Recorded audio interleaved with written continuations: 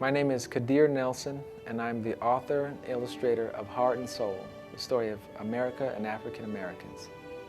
Throughout my career, through the paintings and the work and the books that I've written, I've told the story of African Americans. And I thought it would be a really great idea to take what I've been working on for pretty much my whole career and put it all in one place to tell not only the African American story, but to tell the American story. And I would tell that story from the African American perspective through a woman whose roots and branches of her family tree extend throughout American history.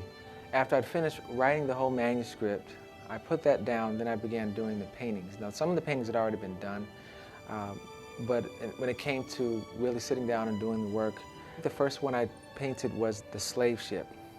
And that was an image that I'd had in my head for a long time. I posed for each of the paintings in the book. Each of these paintings is like it's a puzzle, it's a really big puzzle.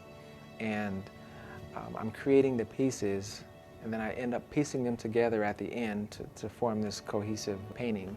I didn't go to a costume shop, I would just kind of ad-lib, and I'd use belts or the straps for some of the Civil War soldiers, or I had a long overcoat that I used for George Washington. I'm just kind of sitting on a chair as if I'm sitting on a horse.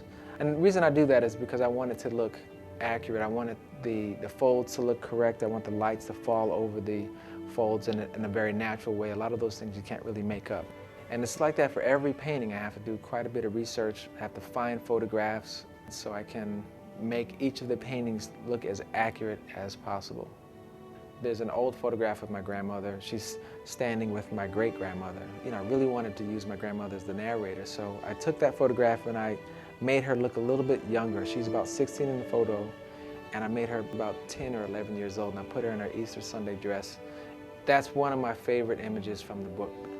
I hope Heart and Soul will be an introduction to African American history, and that readers will be able to connect their family stories to the great American story.